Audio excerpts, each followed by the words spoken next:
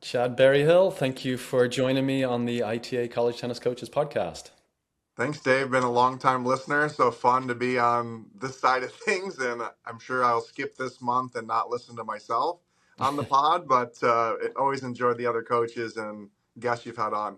Yeah, no doubt this will be a great conversation, and yeah, I hate listening to myself as well. But so I feel your pain, but looking forward to getting this out to our coaching membership, and yeah, somebody again, you've been on our list a long time, so finally getting around to it, and thanks for giving your time as the season's getting going here. But really want to understand your backstory a little bit, your journey into tennis. I understand is a little non-traditional. You actually ended up quitting basketball to pursue tennis. So yeah, tell us about that. How did you get into the sport and go from there? Yeah, that's right. I feel like I was forced into tennis a little bit. I had played basketball since I was really young, probably 5 years old, um, and had played all the way through and just finished the freshman year of the basketball season. Felt pretty good about how I was doing on that team, and then knew I would move up to junior varsity the following year. And the junior varsity basketball coach was the varsity tennis coach. So at the conclusion of freshman basketball, he came to me and said, Chad, what are you going to do in the off season to prepare yourself to play on my team next year? And I like, well, coach, I'll lift, I'll shoot in the driveway. What do you want me to do?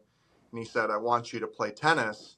And I think I'd played tennis one time in my life on like a vacation trip in Florida with my dad and my uncle and his girlfriend at the time, and that probably lasted 20 minutes because we were probably picking the ball up more than we were hitting it.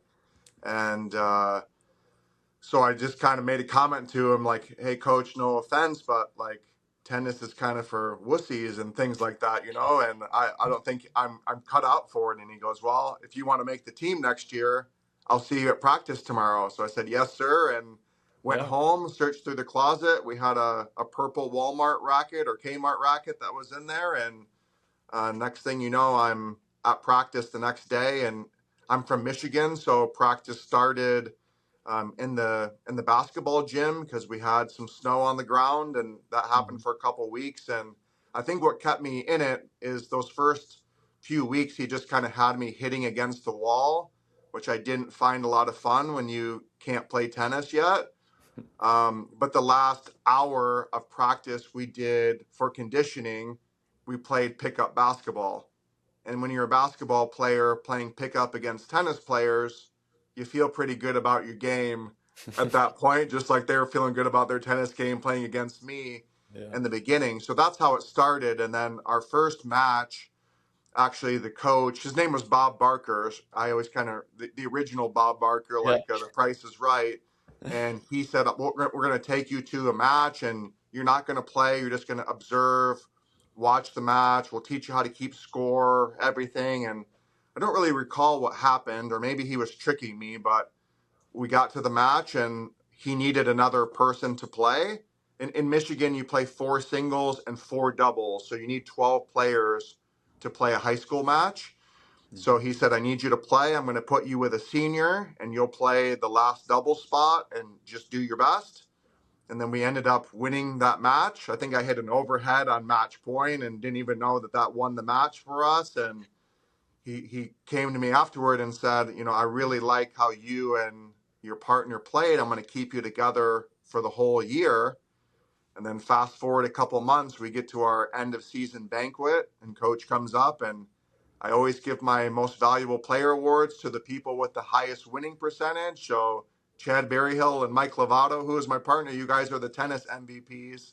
And I laughed my whole way up to the stage to get this trophy, and never really thought I was good at that point, but thought that was kind of fun because he just wanted to recruit athletes and people that knew how to move. And for some reason, it just seems like basketball and tennis translate with Mhm. each other, at least basketball to tennis. So that's how it started. And then I think each year I just kind of got a little bit more interested in it. Still didn't really pick up any lessons or anything between my freshman and sophomore year. And then I got to my junior year, I started to go out to Michigan State indoor facility, and that's where I had the pleasure of meeting Heather McTaggart, who was the manager there. I think she still Hmm. might be the manager there, or recently retired. And then Gene Orlando was the men's coach at the time, who's now at Ball State. Tim Bauer was the women's coach, and then I worked a lot with an Australian coach, Brett Page, as well as a coach by the name of Brian Etzkin, who's the Cleveland State men's Sure. coach now, and they really helped me. I kind of went to every tennis thing that they had that didn't cost a lot of money. Hmm. They had like Prince and Wilson demo days, so I went for that. And when there was group things, I went for that. But still, really wasn't that serious about tennis at that time. But by my junior year, I had won MVP on the team for the third time. So then I thought I was the next coming of Pete Sampras, even though I still really couldn't play that well. But I became pretty good in doubles, and then at that point, I wasn't winning these type of awards playing basketball, so I made the decision of maybe I Yeah. can be good at tennis, and I'm not getting as many minutes in basketball because when I was younger, I was always tall. I think at about eighth grade, I maxed out. I'm 6'4" now. And then by junior year, I was still 6'4", and the guys I was playing over are now 6'8" and 6'9".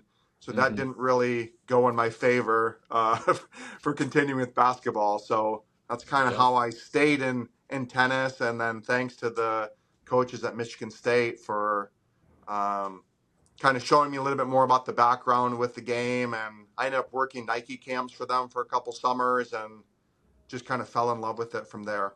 Yeah, what a great story. And then, yeah, so you kind of pick up the game, start of your freshman year, and then you get to your senior year and you choose to go to Ferris State and pursue their professional tennis management program. So within 4 years, you had almost made the decision that you wanted to make tennis your career choice, your life almost for the decades ahead. So yeah, what triggered you to pick that program, pursue tennis as a career?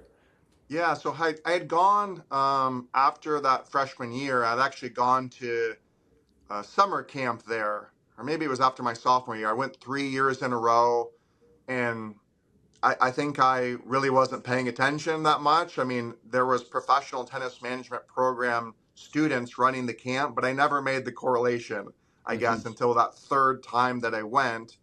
And Dave Ramos was there, who's with the USTA, and then one of the pros that I kind of got along with really well when I was there. There was a few, but was Kyle Lacroix, who runs Sets Consulting now, and he ended up kind of being a mentor for me throughout the program. But they were kind of, hey, you should come and do PTM, and there was a couple other campers that were going into PTM, so I was playing against them, and I was like, I think I'm not too much off from their level, and they've been playing tennis since they were 8, 9, 10 years Hmm. old. So I'm like, well, that could be cool because I always knew I wanted to do something in sports, and I was kind of leaning maybe athletic training, but then I really didn't want to study anatomy and physiology and remember all those things. So I wasn't really then sports management.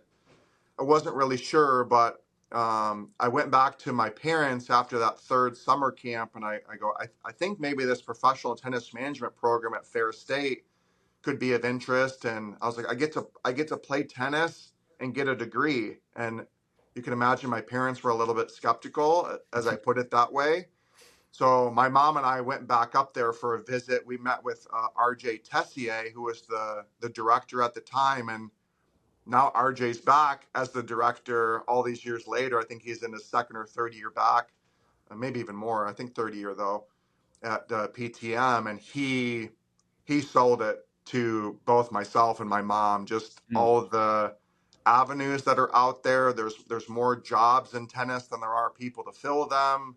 Here's what type of coursework you're going to do. You're going to get a business degree, and it just made a lot of sense for me at the time. And I knew I wanted to do something in sports and team sports and coaching. And actually, before I went to Ferris State, I had volunteered to be a high school coach. And the high school coach at the time, his name was Jeff Belding. He started a youth tennis program in our city of Grand Ledge. It was called Comet Youth Tennis. So I kind of became the second pro in command under him, teaching all these kids. I had no idea how to teach, but I was passionate about it. And then Coach Belding let me be the assistant coach for his girls team. So even when I went to Ferris, I was traveling back to Grand Ledge. It's about an hour and 40 minutes to coach on the weekends at the tournaments, or if I could ever make it back to practice, I did. And then I actually took a semester off from Ferris State to stay coaching in Grand Ledge, went to Mm. Lansing Community College, and then went back to Ferris State that next semester. And then that second year at Ferris State, RJ had left. Tom Douglas came in as the director, and the Big Rapids high school job came open.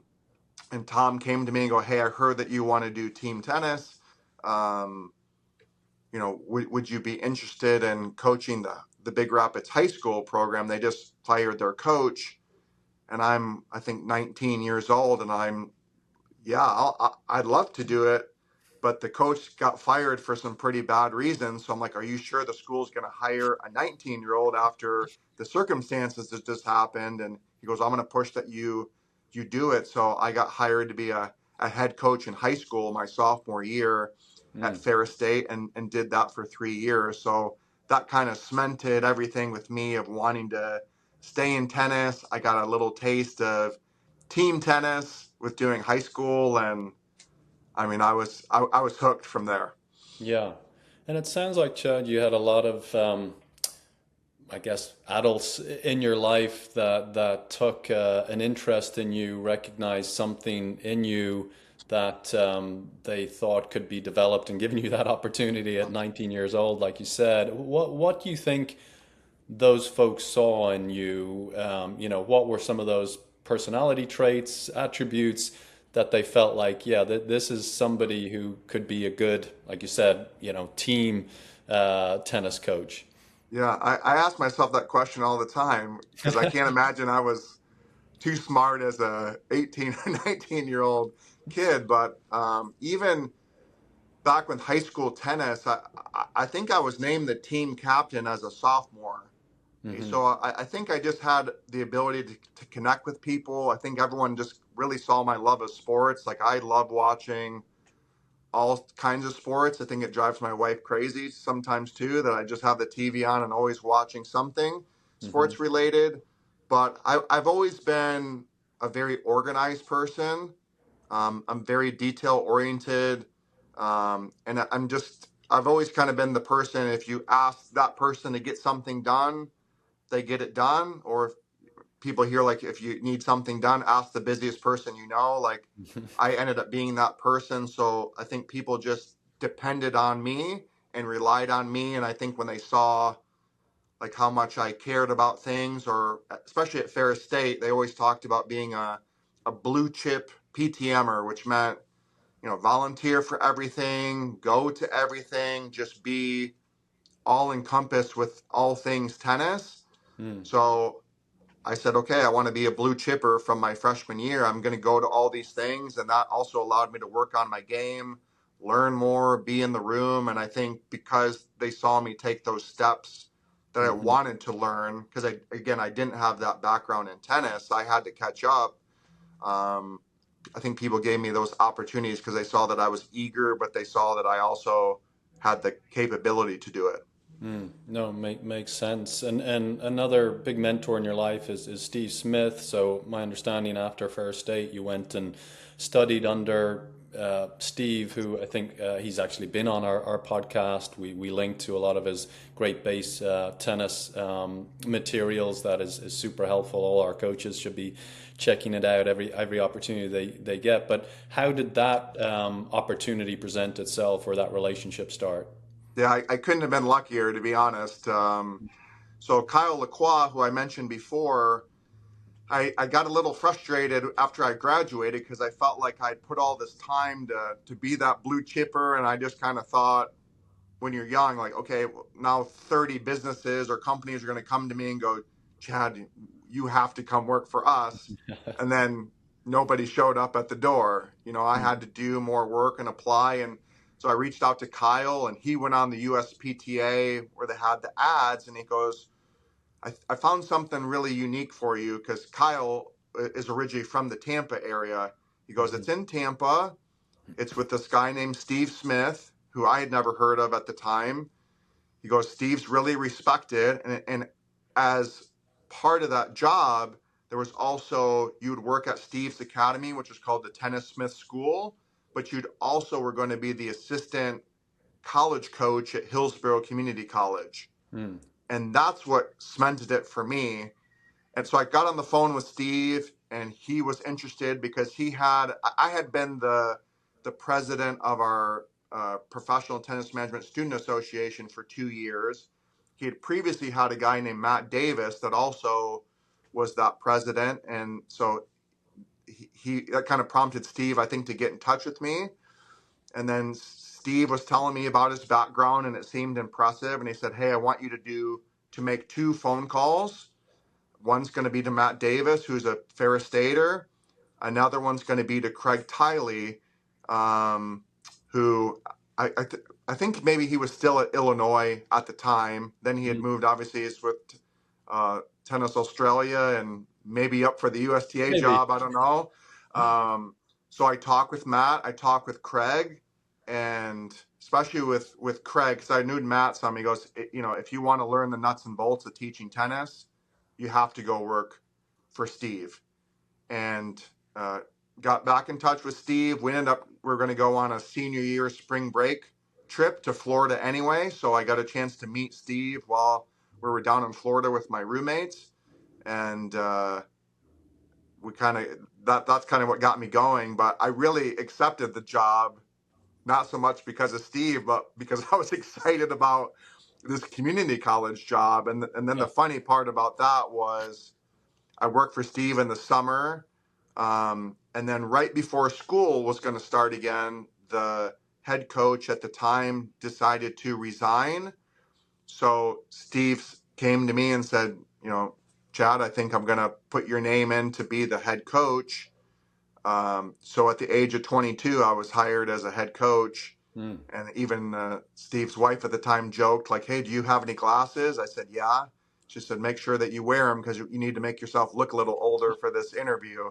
Yeah. So that's what I did. But I mean, my time working with Steve, I mean, how unbelievable was I? I mean, especially someone that didn't have the tennis background to, I lived with Steve and worked with him for 5 years. So I was around him 24/7, 365. So that 5 year education I got from him was probably more like equivalent to 30 years somebody Yeah. else working with someone. And um, I mean, he's just an incredible tennis teacher and what he's done, and he gives credit where credit is due, and definitely taught me the nuts and bolts from his Vic Braden background and other Hmm. coaches that he has worked with. So Yeah. So over the course of those 5 years, because obviously you'd been exposed to a lot at Ferris State and many different teachers and teaching methodologies and so yeah, over those 5 years, what are a couple of things that really,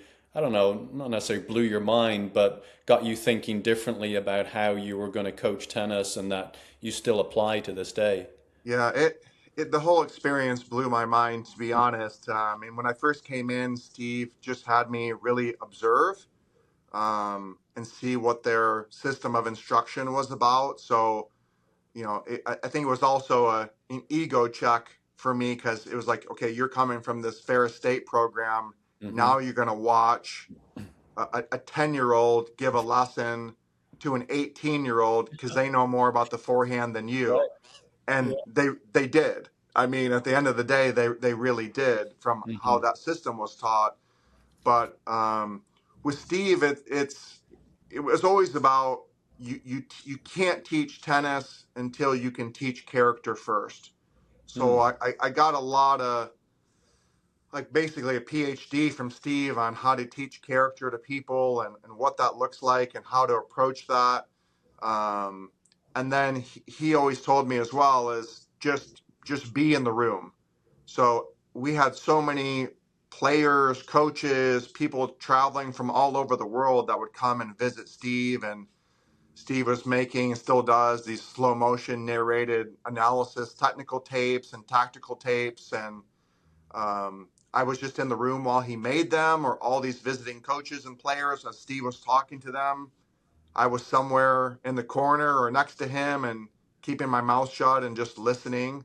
Hmm. And from that, I got gold nuggets day after day after day. And I mean, from this kid from Michigan, all of a sudden you're sitting in a room with someone that's one in the country or one in the NCAA, or all these D1 coaches or ATP coaches that are coming through to see Steve. And then I'm hearing their perspective on everything, and their knowledge plus Hmm. Steve's knowledge. So I felt like at the end of that experience, I had the best of both worlds, where I got to learn Steve's system of instruction and how he teaches and how he does things and how he builds character, combined with the Ferris State business background and that network that's there. It was pretty powerful. And even with Steve's great base website, I'm the guy behind the camera most of the time filming those things or Yeah. doing things with him. So it was really good. And then Steve always saw my value as kind of on the administrative side.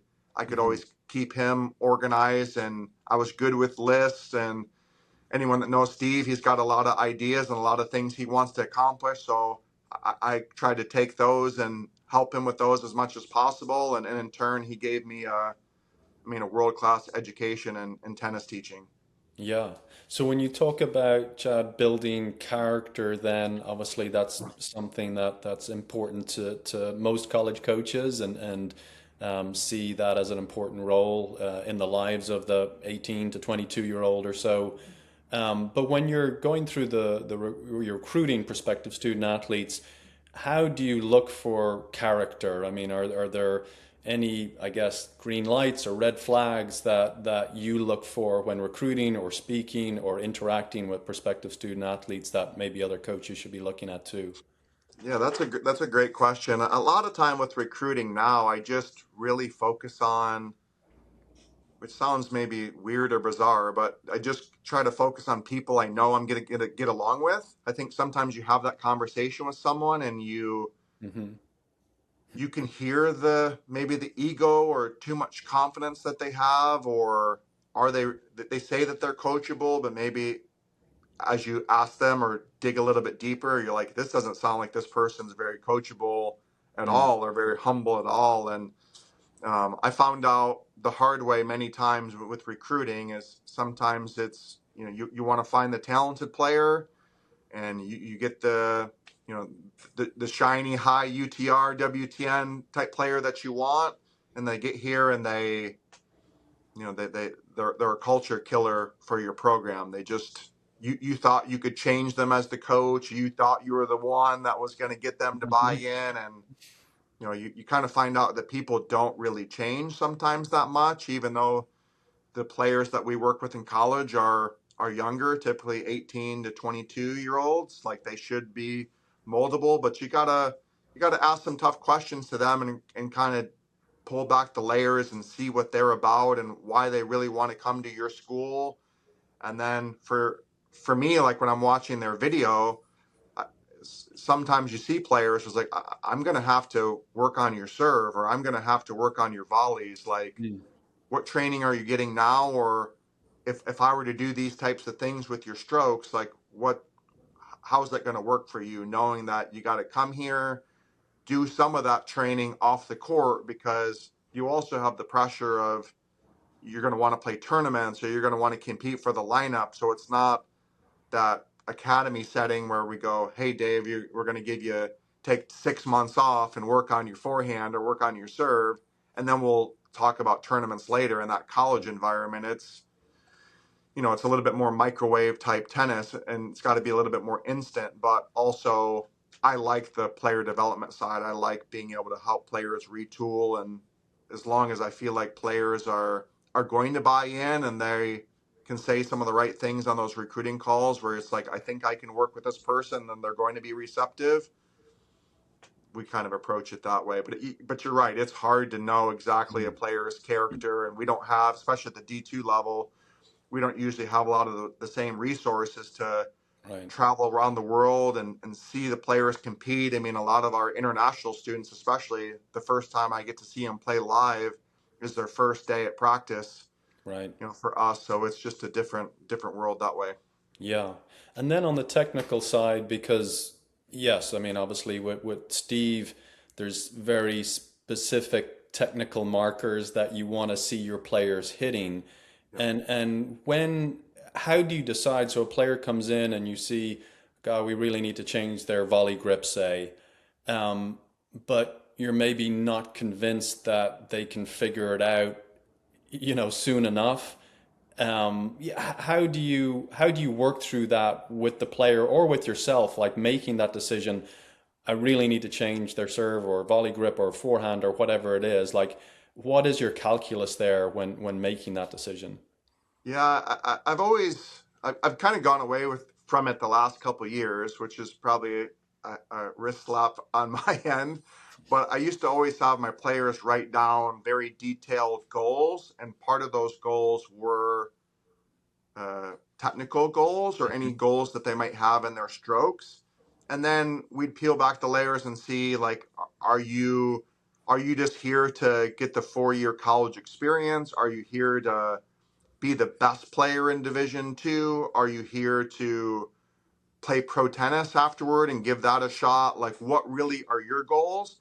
So I Mhm. think that's first and foremost. Like, if someone's just going to play 4 more years, then, like, now I'm at Embry-Riddle Aeronautical University. Like, if they're going to go then be a rocket scientist or go fly airplanes, that it's like, Yeah. okay, that's what their main focus is. So are their strokes good enough right now to help us win?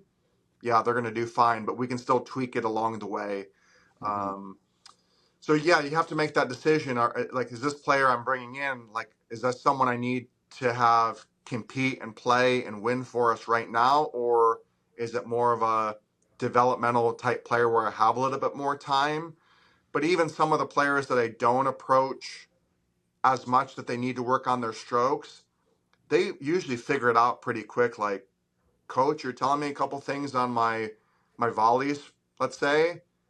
I can't volley. Like, will you stay after practice and work with me? And then my Mhm. response always is, I'll work with you, but only if you do everything I tell you to do exactly how I tell you to do it. So Yeah. that way, 2 weeks from now, you're not going to revert back. And, Mhm. the pain of change is tougher than the pain of losing. So this is going to Mhm. be difficult depending on how much they need to work on. But we've got some girls right now that have made some pretty huge changes in volleys or serves or forehands, that we've made grip changes or we've made stroke changes, and but they were all on board with it. They all wanted it. It wasn't that I came to them and, hey, you're not going to play until you do this. I feel like I couldn't take that approach. I think other programs they can, because in Mhm. Division Two we don't really have our players staying here for the summertime either. They're usually going on internships or going back home. So it's harder to say, hey, now we got the summer. Let's take these 3 months and really break it down. And then we can continue in the fall. And then you're going to be ready in the spring. We don't normally have that luxury.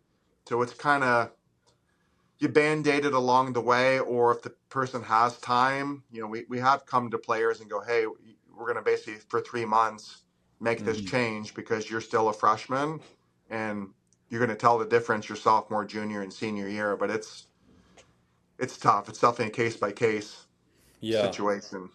And where does potentially injury prevention fit in? If you see something like you're going, wow, that's going to lead to a shoulder or elbow or back issue potentially, is that a conversation then you'll have and go, look, you're on the track to developing this issue potentially. Nobody has a crystal ball.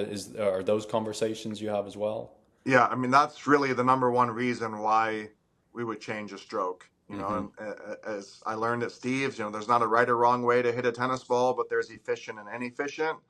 And you like, even players, I'll kind of go and maybe like it's a serve, I'll just kind of go behind them as they're serving, and I'll just go, ouch. Mm. What does that mean? I said, man, you're making my shoulder hurt, or Right. maybe you're going to have a great six pack of abs the way you're tossing so far over your head and trying to hit the serve. But, Mm-hmm. you're still young right now. You're 17, 18 years old, but I bet you by junior and senior year, it's going to start to hurt. And I've had programs I've worked at long enough where, we've had juniors say, yeah, coach, fix my serve. Luckily, my sophomore year, and because I was really having some shoulder pain or something before that happened. So, Mm-hmm. yeah, I think in those cases, we attack it right away because Yeah. that if you, I come from, I think they're going to play for the rest of their life. So, whether that's the case or not, we don't know. But Mm-hmm. I don't want them to play later on in life and say, yeah, this hurts. And I was with Coach Berryhill and he never said anything different. And then shame on me for having the technical Mm-hmm. training that I have not to make a difference for that particular player. Yeah. And then from Hillsborough, then you move into Division Two coaching. You've coached at a few universities. You're two-time ITA National Women's Coach of the Year, Men's Indoor National Championship, Regional Coach of the Year awards. Just a few of your accolades to date. But how and have you seen Division Two change over your coaching career? Yeah, in a way, it was kind of hard to judge because part of my start of Division Two was in the Midwest, actually back at Ferris State. Mm-hmm. So you're kind of dealing with indoor courts, and I think one year when we played on indoor hard, indoor carpet, sport court, rubber. I mean, it was pretty crazy. So going from the Midwest, then coming down to the South, where courts are everywhere, everyone has nice facility, everyone's pretty much got six courts. The level of tennis is crazy high. Mm-hmm. That was the change I always saw in the beginning. Obviously, we did the format change, which at the time I really hated, but now I really love. I even joked in our scrimmage we had a couple of days ago because the girls were kind of like, we played 5 doubles matches, 10 singles, and we played a combined match. So our men's played at the same time as well. So it ended up being maybe under 5 hours, maybe 4 hours, 45 minutes. And they're looking at me like, coach, like, let's not do that again. And I made the comment to them because one of our volunteers assistants played under the old format. And I said, well, girls, so on average, we probably played at least 4.5 hours back in the day. So we're kind of getting done early. And she was laughing and they didn't really understand. But that Mm-hmm. format change was definitely big. I think the obviously going through the COVID time, that changed a lot in Division Two. I think we're still feeling some effects of that where Yep. programs are getting cut. And through our time at St. Leo, there was a chance that we may have got cut. And that's where I got to learn a lot about net tuition revenue and roster management and Mm. really started to learn that I work at a university. I'm not just a college tennis coach. And I never had thought about it that way Mm. until we had to deal with some of the issues that we had there.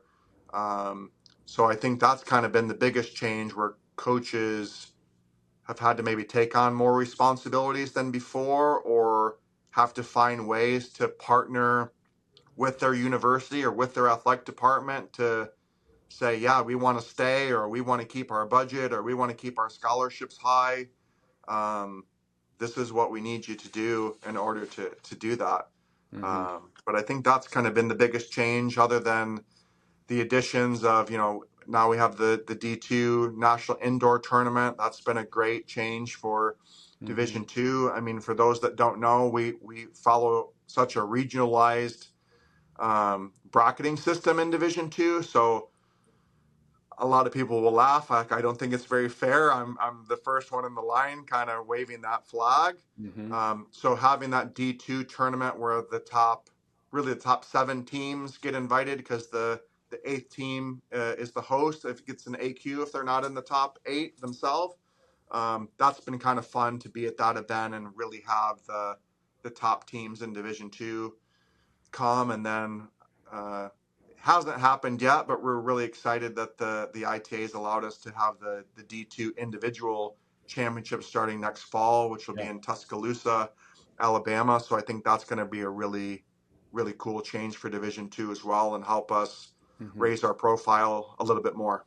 Yeah, no, I'm looking forward to hopefully seeing you out there. But, a lot of coaches, I don't say a lot, but coaches who have had your level of success, your background, your experience, have made the jump from D2 to D1. What is it about, what have you enjoyed about D2 that has stopped you from maybe making that move? Or maybe you've considered in the past and maybe you'll consider in the future, but to date you've been very committed to D2. Yeah, so I did after I left the junior college level. My next stop actually was at University of Central Florida. So I was an assistant coach for Bobby Cashman doing Division I, and Mm-hmm. that was a lot of fun. I really loved that. I thought I would continue in Division I. That was the goal. I definitely felt back then UCF was trying to be where they are now, which is they wanted to be in a bigger conference and um, be one of the big dogs, but they weren't quite there yet. So what came with that was a lot of pressure, a lot of harsh meetings, and I'm kind of sitting there like I know it's not all directed towards me because I'm not a head coach, but wow, this is intense. Um, and then really, I think my next move would have been in Division I, except for when that Ferris State job opened, because Steve had called me and said you need to take this job. Like tennis needs you to take this job. And I Mm. remember I was out for a walk when he called me, and I hung up and I go, "There's just no way I'm taking that job," because I thought at the time like this will be a little bit of like I knew the reasons to go, but I thought this is going to be a little bit professional suicide if I go, because going once you get in Division I, it's a lot easier to move around in Division I. But Hmm. once you drop down in Division II, and especially going at a school, no offense to Ferris State, but at the time that they were a good program, but not great. It was going to be hard to go from there and getting a Power 4 job, which was the goal. So, but what I found out quickly in Division II is uh, there's no pressure except the pressure you put on yourself. I love the balance part of it, where yes, we're going to be really competitive in tennis, but also the players are coming for the academic experience and campus experience as well, which I really like.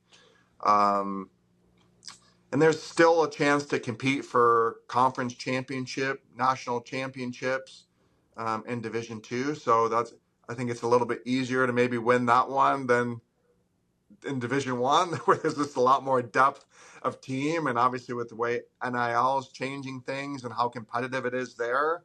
Hmm. Sometimes I'm jealous of that, but at the end of the day, like I love being able to go home to my family at a decent time, and I've got a 7-year-old daughter, and just to have that balance has been fun. And obviously doing Division II down here in Florida, in our Sunshine State Conference, it's Division I level tennis anyway, Hmm. in the Division II body. So I Yeah. get to kind of that feel both ways. But there's been a few instances where it's like, yeah, maybe I will make the Division I jump, but I've had just so much fun in Division II, built so many great relationships with coaches.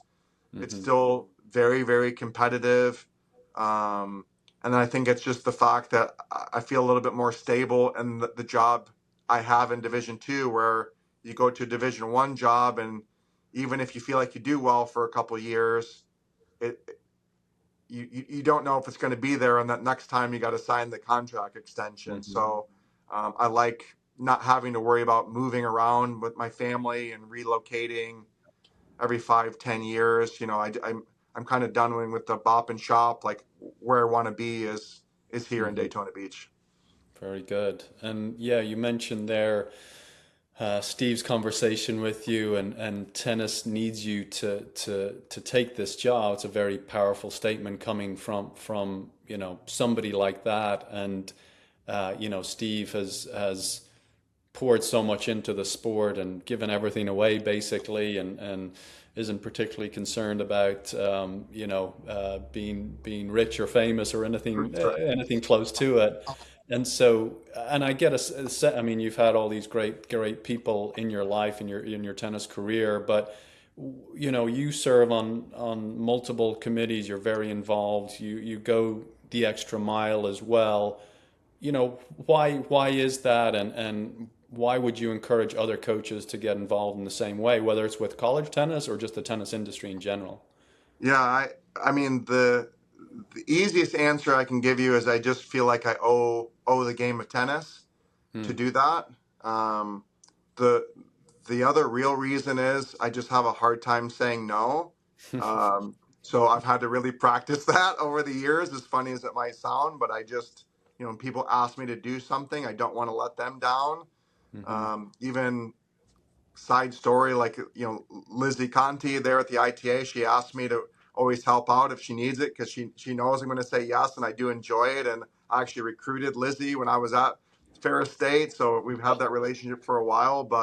Um, but yeah, and the committee work, it's fun. I just feel like, I mean, sometimes it can be a lot, but if you want to make a difference in the sport, what better way than to get involved? And I always got tired of coaches, you know, they're complaining about this and complaining about that, but they weren't willing to roll up their sleeves and make a difference.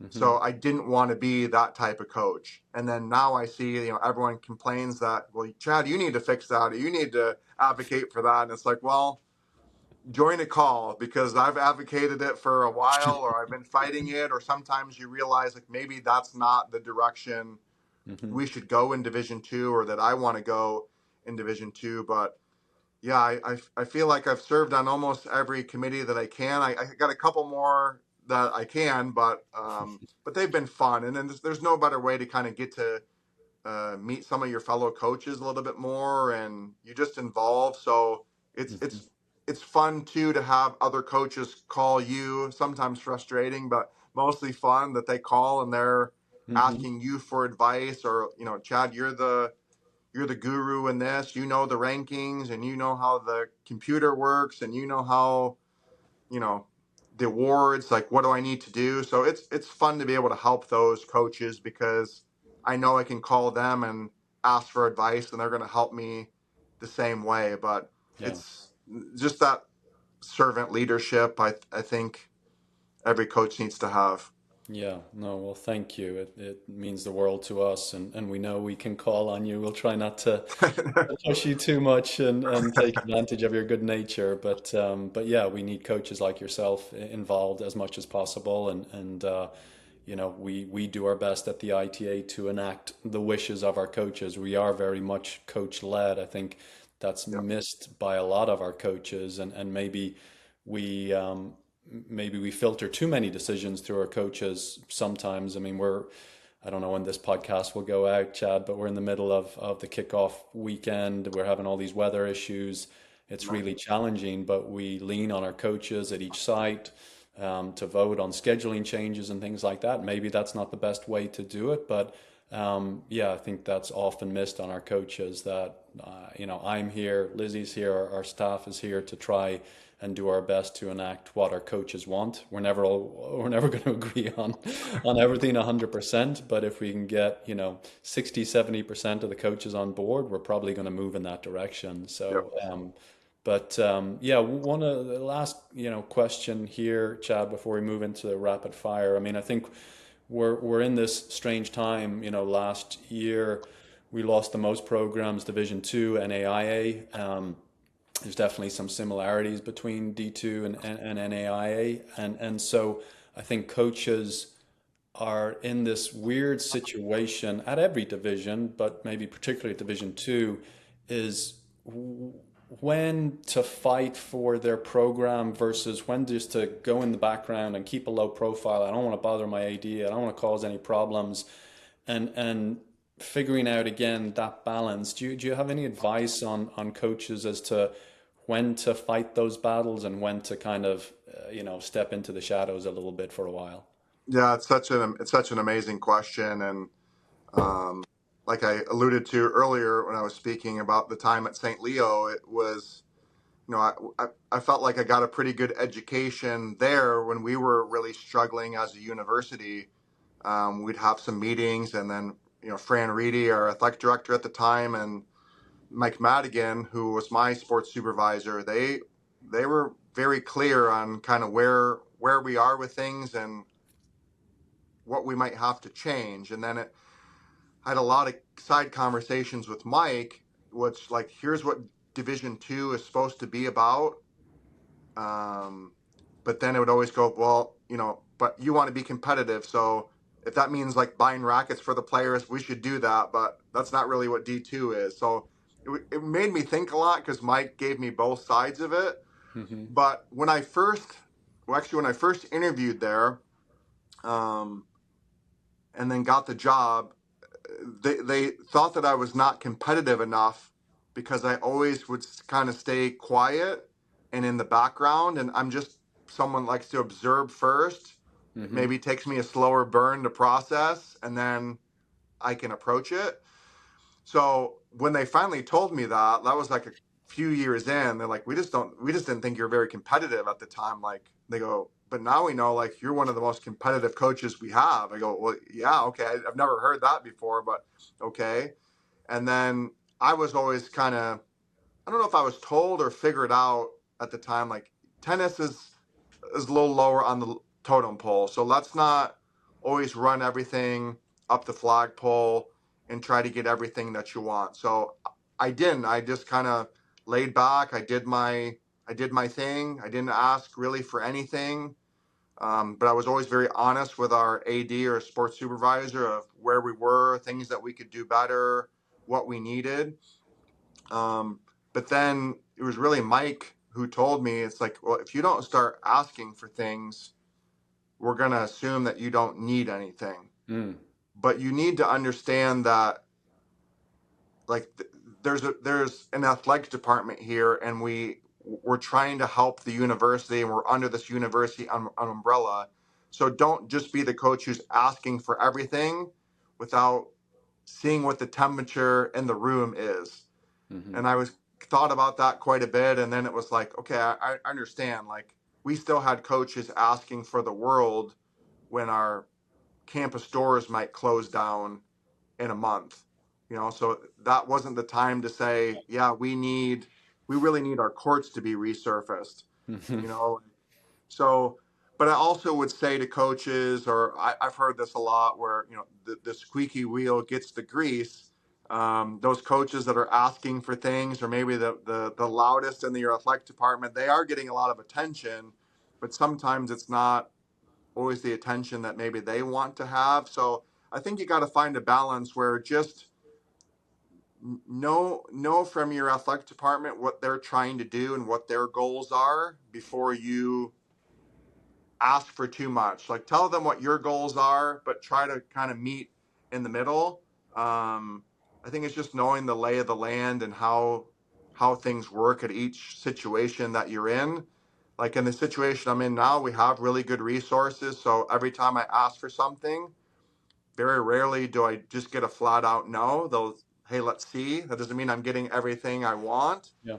but it's funny to see how I am now as a coach versus how I was at my previous school, because I just feel like I'm asking for stuff all the time, but they still think that I don't ask for enough.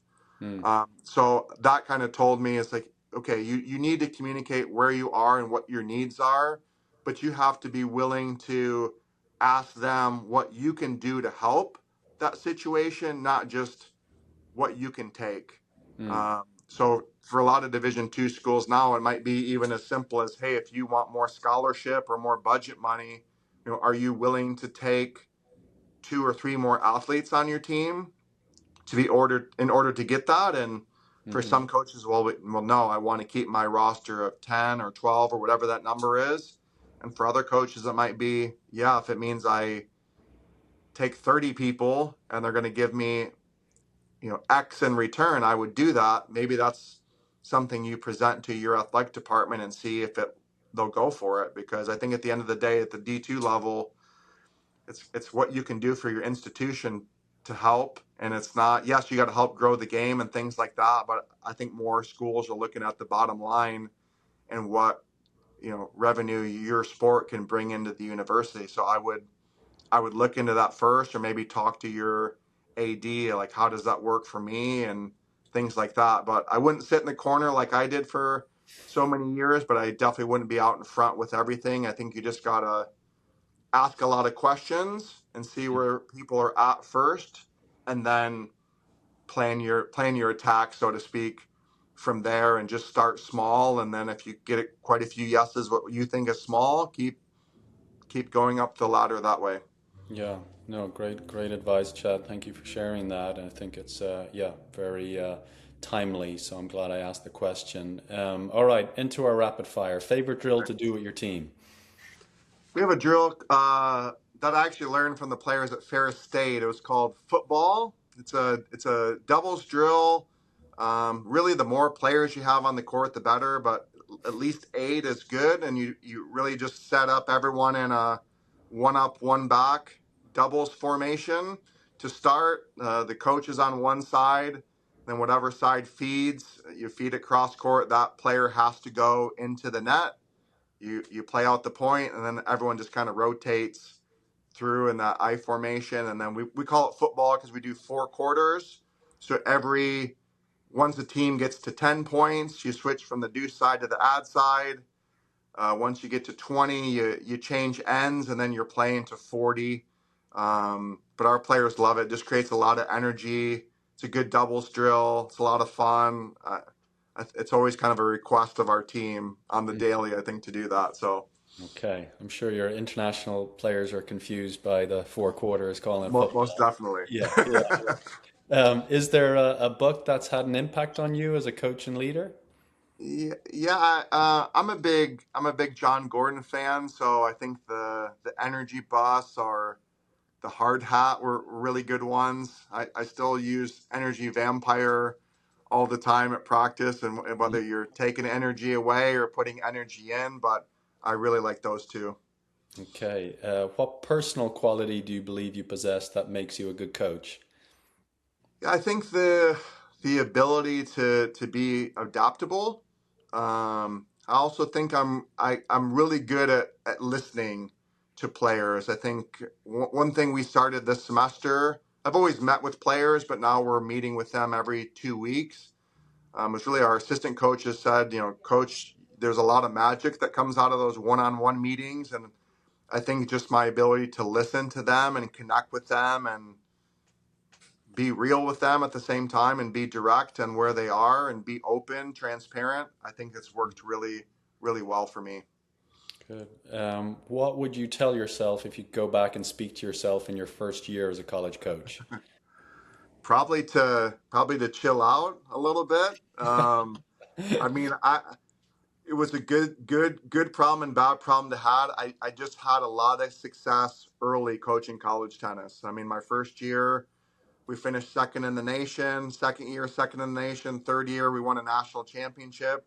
So once you get that taste, it becomes like a drug. It's very addictive, and you just Mhm. start worrying about winning, and you forget to maybe develop the whole human player, not just the forehands and backhands. So Hmm. I think I was wound a little tight when I was a younger coach.